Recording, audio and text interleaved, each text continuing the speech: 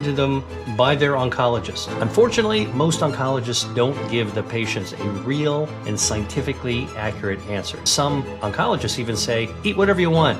Doesn't really matter. Nothing can be further from the truth. If the cancer comes back, almost certainly it's because the stem cells of the cancer regenerated the cancer. So, good news. There's foods that can kill cancer stem cells. Like what? Like... Meet Dr. William Li, a world-renowned Harvard-trained medical doctor, researcher, president, and founder of the Angiogenesis Foundation. His work has led to more than 40 FDA-approved therapeutics and devices for cancer, cardiovascular disease, wound healing, and vision loss. He is also a New York Times best-selling author with Eat to Beat Disease: The New Science of How Your Body Can Heal Itself. He also published another book, Eat to Beat Diet, Burn Fat, Heal Your Metabolism, and Live Longer. In this video, we're going to show you 5 high-protein snacks that are backed by science and approved by Dr. William Li for fighting cancer and burning fat. Each one is simple, affordable, and easy to add to your daily routine. Disclaimer: Apple. And apple cider vinegar has been touted to be good for weight loss, right? I used to hear this all the time, and I used to doubt it. But this has now been studied, and it actually works. Apple cider vinegar has been shown to reduce harmful body fat and help weight loss. Plus, it actually tastes pretty nice as well. You can put it into a salad dressing, you make it into a sauce or a glaze, or you can add it to a stew. So, I want to tell you what changed my mind.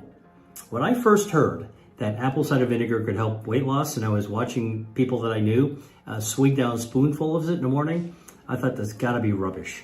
Where's the science? There's no reason that would actually work. Well, as a scientist, I keep an open mind. And so when I see data, new data on apple cider vinegar that actually shows that there's an activity, I actually have to take a look more closely at what's going on. So, first of all, apple cider vinegar is made from fermented apples. It's got vinegar in it, okay? And vinegar is the chemical called acetic acid.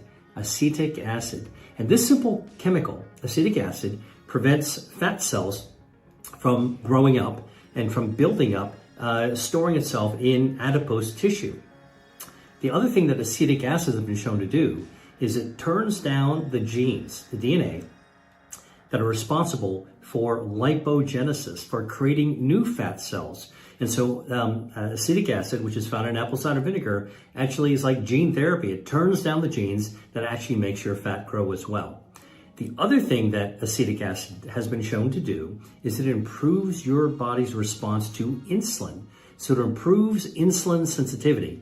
And that means that when you eat something with carbs or sugar in it, it will actually help to lower your blood sugar into healthier levels. It's a process called euglycemia. Acetic acid from vinegar actually helps you get there. So, as it turns out, vinegar is really good for metabolic health. Okay, and this is all supported by clinical studies. I want to actually cite one of them. There was a study done in Aichi, Japan, that looked at the impact of apple cider vinegar on body weight in 155 people between the ages of 25 and 60. And these people were considered obese in Japan. Now, you know, Japan has small, thin people, but these were people that in Western countries might not have been considered obese, but in Japan they were otherwise healthy.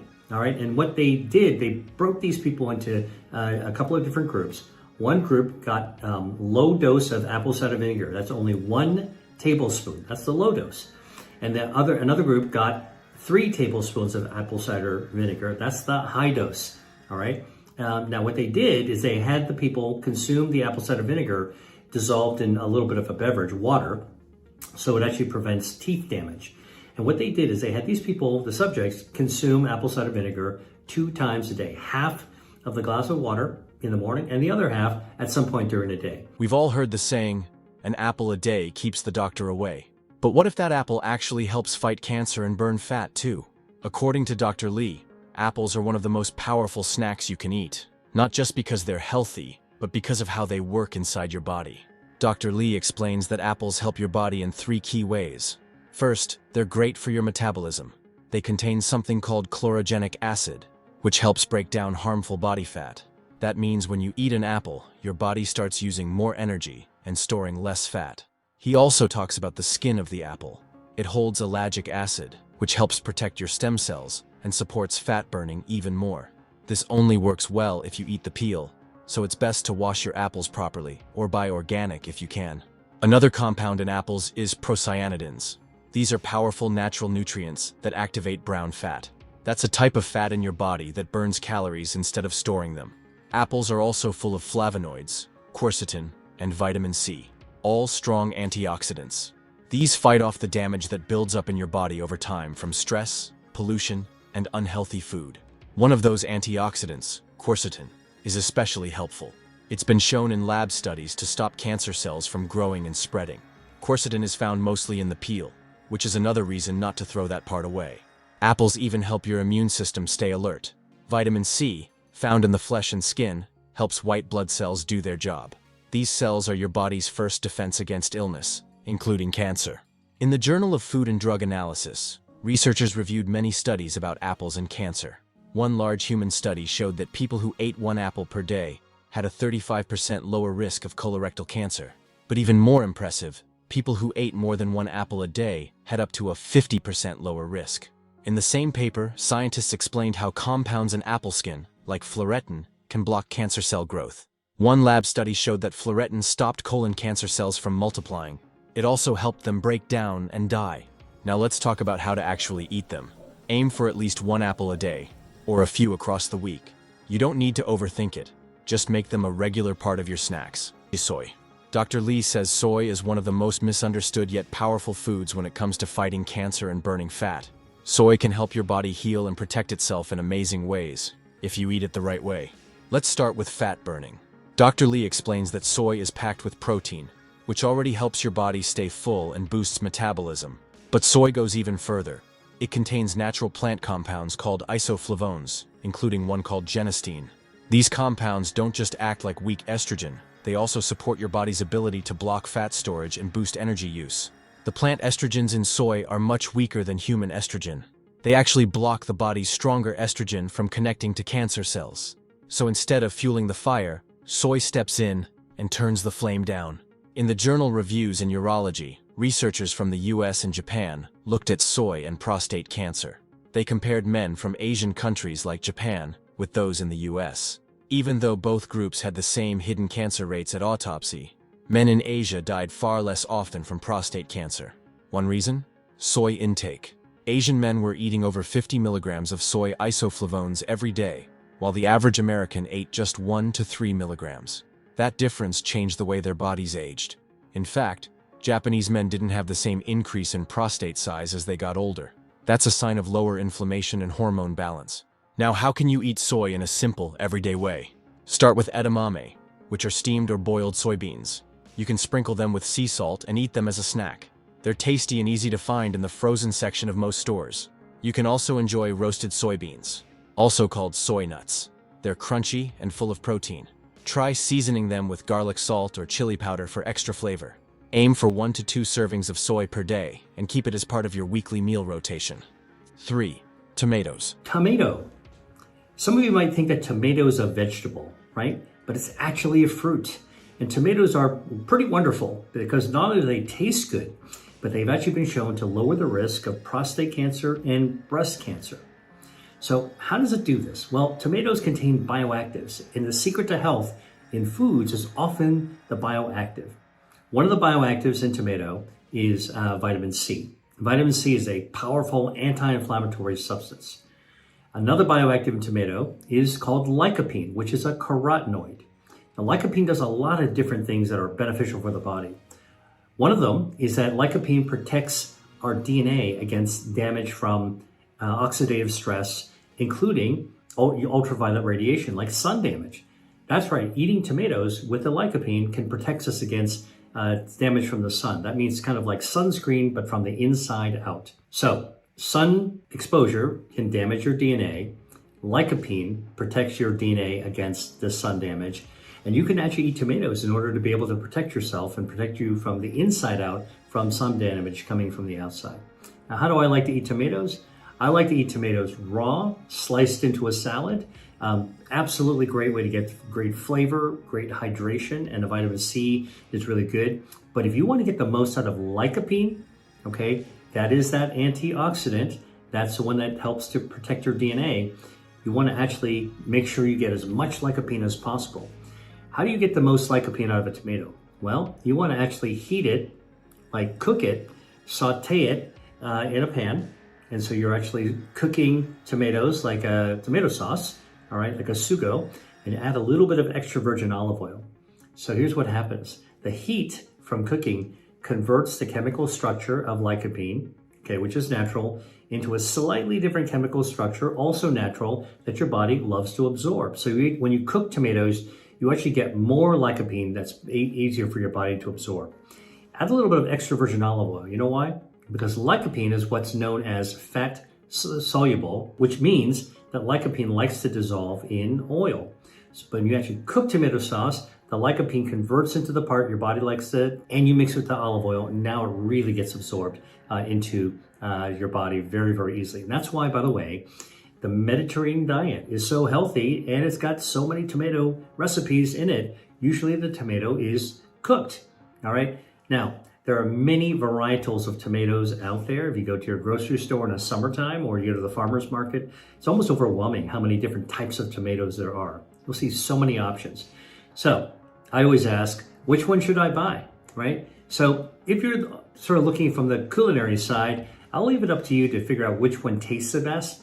But I'll tell you, when it comes to health, the best tomatoes are called San Marzano tomatoes, which is a kind of plum tomato, originally from the town of San Marzano, which is on the slope of a volcano called Vesuvius near Naples, Italy. And you can often find San Marzano tomatoes grown outside of Italy, and you'll find these in the farmer's market or even the grocery store. But if you can't find fresh San Marzano, you can easily find canned San Marzano tomatoes in the middle aisle of the grocery store. And it turns out that canned San Marzano tomatoes, whole or pureed tomatoes, still have the good stuff, the lycopene. And San Marzano tomatoes just have higher amounts. It's one of the most potent when it comes to lycopene. Another potent tomato that you can actually definitely find in your grocery store are these little tiny cherry tomatoes. They're like lycopene bombs. They're really packed with the lycopene, all right? So they're small, but they're really, really powerful. You actually want to cook with cherry tomatoes. What I like to do, I like to sear them. So you heat some olive oil, a little bit of garlic, all right? And when the oil is hot and flavored with the garlic, just throw some cherry tomatoes in there and you'll see them blister and pop, and they'll start to cook down. It makes for a really wonderful. Dr. Lee often talks about tomatoes as one of the most protective foods for your body. They're not just a colorful ingredient in your salad, they actually do a lot of work inside your system. From helping your body burn fat to lowering cancer risk, tomatoes bring more to the table than most people realize. Tomatoes are high in lycopene, a natural compound that gives them their red color. Lycopene also acts as an antioxidant, which means it protects your cells from damage. But more than that, lycopene improves blood circulation, which helps your body use energy better. This improved blood flow supports metabolism and makes it easier to burn stored fat, especially the kind around your belly. Lycopene also activates brown fat, the type of fat that actually burns calories. Dr. Lee points out that lycopene also protects against cancer, especially prostate and breast cancer. It does this by blocking blood vessels that feed tumors. Cancer cells need blood supply to grow. If you cut off that supply, it becomes harder for the cancer to survive or spread. In a study published in the Journal of Clinical Endocrinology and Metabolism, researchers wanted to see what would happen if women at risk for breast cancer ate more tomatoes. They had 70 postmenopausal women eat tomato-rich foods for 10 weeks. Each day, the women got at least 25 milligrams of lycopene. The women's levels of adiponectin, a hormone that helps control fat and blood sugar, went up by 9%. This hormone plays a big role in fat metabolism. When adiponectin goes up, your body gets better at handling insulin and burning fat. The study showed that the effect was even stronger in women with a lower body weight. This means that tomatoes may be especially helpful if you're already working toward A. So how can you actually use tomatoes in your meals? Dr. Lee also says that cooking tomatoes makes lycopene easier to absorb. Just sautéing tomatoes for 2 minutes can boost lycopene levels by 50%. And if you cook them with a little olive oil, the amount your body absorbs can double. So, tomato sauce, soups, and stews aren't just tasty, they're more powerful too. 4. Green tea. Green tea. Now, green tea contains catechins that have been shown to lower the risk of colon cancer, stomach cancer, esophageal cancer, cancers of the gut, actually, because you're sipping the green tea and it's flowing down and touching your entire GI tract. Now, what's in green tea? Something called catechins, specifically EGCG. All right, Edward, George, Charlie, George. And this is actually something that I've studied. I'm a researcher. I have actually studied food as medicine in the lab, specifically green tea. And I can tell you that this is a natural chemical found in tea leaves that when you brew a cup of tea, the EGCG comes out into the liquid. So whether you actually have tea bags, you have loose tea leaves, or you have some powdered tea, which is another form of getting it. And whether it is green tea, whether it's matcha, you're all getting this catechin into your system. So what does EGCG do in the body? Well, something quite amazing. Drinking tea has been shown by cancer researchers to lower inflammation, which is, of course, one of the drivers for cancer. Green tea also boosts the immune system. Now, we all have cancers growing inside our body. It's a natural part of being alive. When our cells divide, they make mistakes, and each of those tiny little mistakes is a microscopic cancer. But our immune system wings by, finds that microscopic cancer, and takes it out like a sniper. And so good, strong immunity is actually cancer fighting, and green tea actually does that as well. But the thing that I think is most remarkable is that the catechins found in green tea cut off the blood supply to tumors. Now, all tumors are harmless until they actually get a blood supply. And this is a process called tumor angiogenesis. Now, our normal cells, our normal tissues have angiogenesis. We need them in order to be able to heal our wounds. But tumors hijack this process, okay? And they actually feed themselves to get oxygen and nutrients. And when a cancer actually does that, that is actually what allows tumors to actually grow wildly. In fact, studies in the lab have shown that without a blood supply, tumors can't grow beyond about 2 millimeters in diameter. That's the size of the tip of a ballpoint pen. But the moment blood vessels can actually grow up and touch that tumor and feed it, that tumor can grow 16,000 times in just 2 weeks' time. All right. So angiogenesis, which is normal for healing, good for our body. When tumors hijack it, the oxygen and nutrients allow the cancer to explode in growth. So tea containing the catechins cuts off the blood supply, prevents tumor angiogenesis, and that is one of the most powerful and important ways that green tea can actually be beneficial. Now, I like to drink green tea every day. In fact, I have a cup of it right here. Walk to walk, and I find it really relaxing. I drink green tea all throughout the day, especially in the evening. But green tea actually is something that goes back tens of thousands of years. If you look at Asia, tea plants naturally grew there, and they are hand-picked. They are dried into the sun. They are lightly roasted over fire, and then the process takes off in order to be able to convert them into different types of tea. You mix them with jasmine flowers for jasmine tea. You grind it into a powder to make matcha. You roast it deeper in order to be able to create black teas, which are also beneficial for your health, by the way. Not just green, but black is also good. Somewhere in between is oolong tea. It's kind of a medium tea. And then you can ferment tea. It's called pu'er, beautiful tea. But let's stick with green tea for a second. Green tea has these anti-cancer benefits. So one of the questions is how do you actually make the green tea and how much should you drink? Well, listen, I like using loose leaf tea. You can actually brew it in a pot with hot water. Don't ever drink a tea with boiling water you just put in there. That scalding liquid has been shown to increase the risk of cancer because you're injuring the esophagus. So do not do that. Let the tea cool down. And actually, it takes that time of cooling down to also steep out the catechins. That's a little tip for you.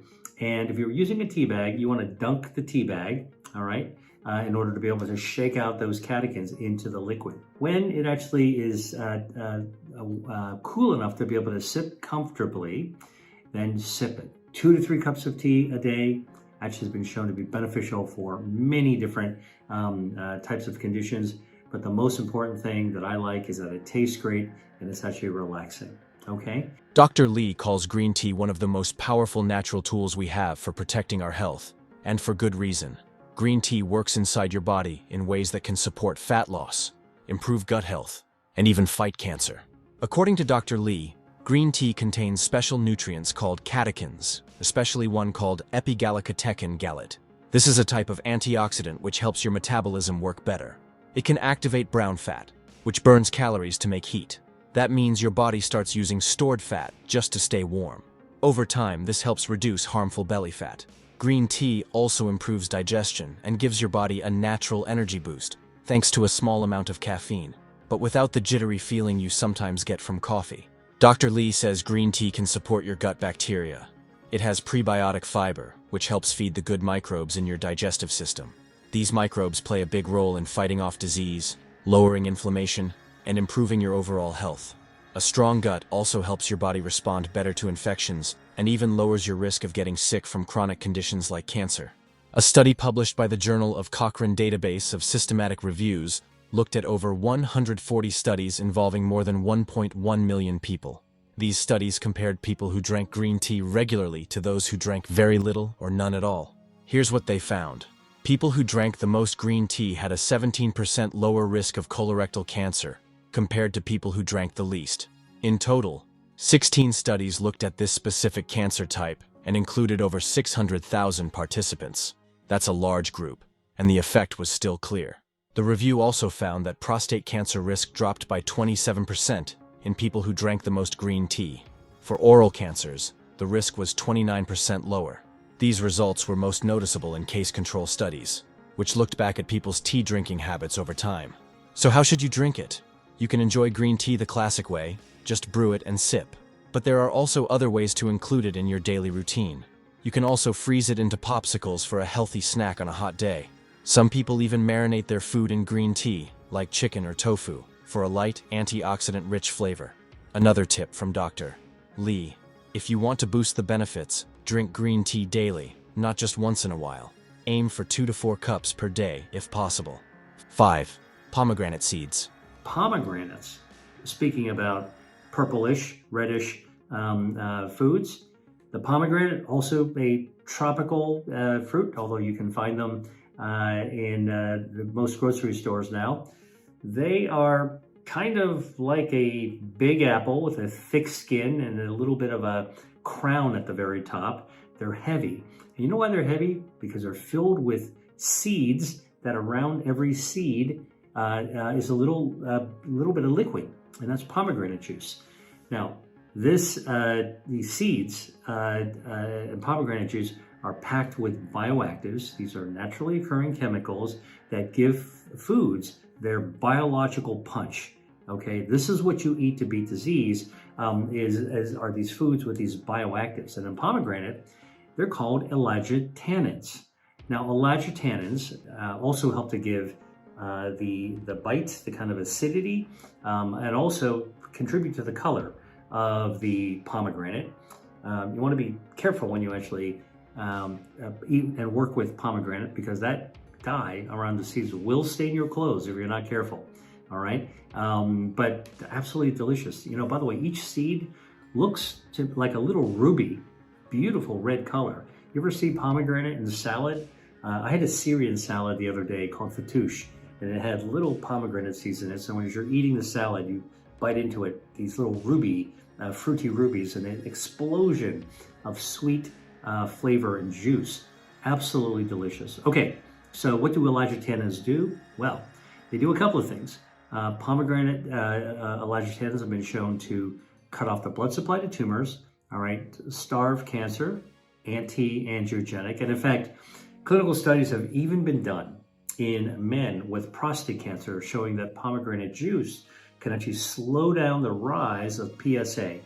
Now, if you don't know, PSA is a blood marker that goes up when you have prostate cancer. And for men who are actually having their PSA go up, having pomegranate juice pretty much kept them at a cruising altitude so they wouldn't actually keep rising. Pretty amazing, right? So what do we think actually is going on? Well, it turns out elyagotannins are anti-angiogenic. They cut off the blood supply to cancer. And in the case of prostate cancer, would make the prostate cancer harder, make it harder for them to actually grow and become more aggressive. Hence, we think this is actually why the PSA actually is able to be leveled off. Now, the other thing that pomegranate juice does, which is really amazing, is that the elyagotannins, which you eat, trickles down your gut, goes down to your lower gut, your colon, and it stimulates your colon to produce natural mucus, right? We think about mucus normally in the upper throat, back of the mouth, right? If you want to actually have spit, right? But mucus is all throughout our GI tract, all throughout intestines, and in the colon. When your colon secretes mucus, mucin, it helps a natural, healthy gut bacteria called Akkermansia muciniphila. Some people say mucinophilia, wrong. Akkermansia muciniphila. This is one of your best friends of gut bacteria because Akkermansia, when it comes to cancer, talks to your immune system, makes your immune system a lot beefier and stronger in the battle against cancer. So here's pomegranate with pomegranate juice with elyagotannins that actually lower inflammation. They starve cancer by cutting off the blood supply. They help nurture your gut microbiome, including an organism, Akkermansia muciniphila, that actually talks to your immune system and helps your immune system pounce and get rid of cancer. Dr. Lee often points to pomegranate seeds, also called arils, as a small but powerful food that helps your body in many ways. They're sweet, easy to eat, and packed with natural compounds that help fight cancer, burn fat, and support a healthy gut. According to Dr. Lee, these seeds contain a compound called elyagotannins. This is a type of polyphenol, a natural nutrient found in plants. Elyagotannins are known for helping the body grow more of a special type of gut bacteria called Akkermansia muciniphila. It helps your body burn fat more efficiently and strengthens your immune system. Pomegranate seeds also have antioxidants that protect your cells. These antioxidants reduce inflammation, which is linked to fat storage, illness, and a higher risk of chronic diseases like cancer. Now let's talk about cancer protection. One reason pomegranate seeds are so special is because of how they help prevent prostate cancer. Elyagotannins can block blood supply to tumors. This process, called anti-angiogenesis, stops cancer cells from getting the oxygen and nutrients they need to grow. In a study published in Pharmacognosy Reviews, researchers looked at dozens of studies on pomegranates, including the seeds, juice, and peel. They found strong evidence that compounds in pomegranates slow down the growth of cancer cells, especially in the prostate, breast, and colon. The researchers explained how elyagotannins and other compounds in the seeds boost the body's natural defense systems. For example, they increase proteins that cause apoptosis, which is when unhealthy or abnormal cells are told to shut down and die off. This is one of the ways your body stops cancer from forming or spreading. One of the studies mentioned in the review looked at how prostate cancer cells responded to pomegranate extract. The results showed that the cells grew slower, had fewer blood vessels forming around them, and showed clear signs of cell death. So how do you use them? You can eat pomegranate seeds on their own as a snack. They're juicy, slightly tart, and easy to carry in a small container. You can also sprinkle them on top of yogurt, oatmeal, or smoothies to add a pop of flavor and a boost of antioxidants. Dr. Lee recommends eating pomegranate seeds regularly, not just once in a while. Even a few servings a week can help your body maintain its defenses and support long-term wellness. And that were 5 high-protein snacks that do more than just fill you up. They help your body fight back, they support your immune system, and they can play a role in cancer prevention and fat burning when used consistently. If you found this video helpful, subscribe to the channel for more such science-based health content. Thanks for watching. See you in the next video.